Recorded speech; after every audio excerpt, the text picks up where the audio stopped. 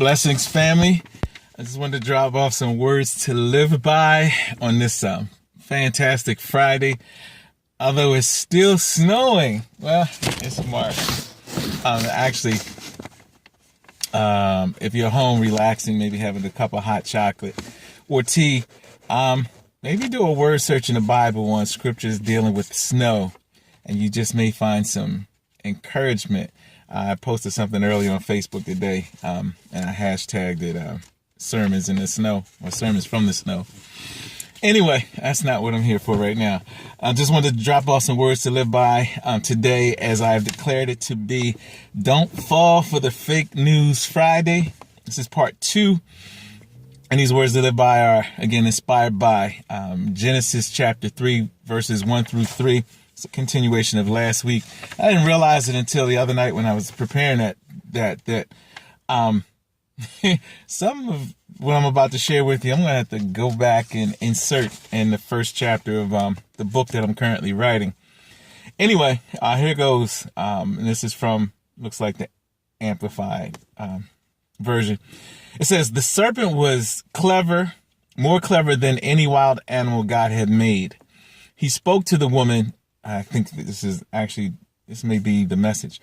It says, he spoke to the woman, do I understand that God told you not to eat from any tree of the garden? And the woman said to the serpent, not at all. We can eat from the trees in the garden.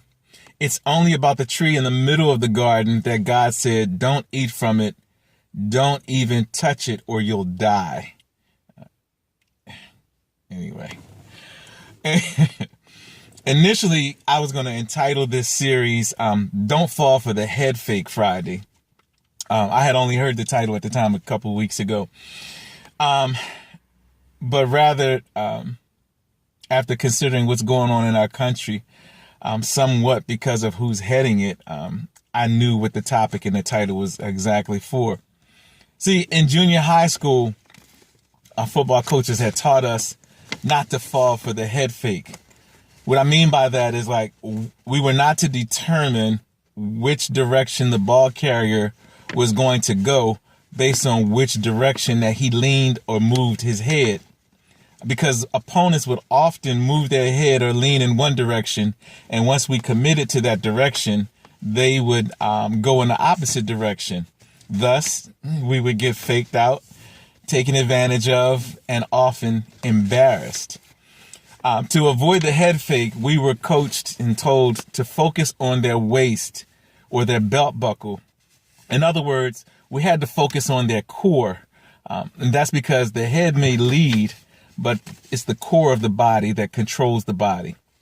And as it pertains to today's message, Eve's mistake was listening to what the serpent said instead of focusing on what the serpent was doing and what the serpent actually was, a cunning and crafty creature.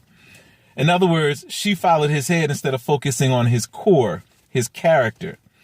The first thing that Satan did was distract them with doubt. And he does the same thing to us today. He leads by distraction. In fact, one of the things the Holy Spirit had shared with me the other day was that Satan first distracts before he extracts. I'll get into that another time. Anyway, Adam had named all of the animals, and he probably knew their characteristics. Therefore, both Adam and Eve should have known how clever, crafty, and cunning the serpent was. And as believers today,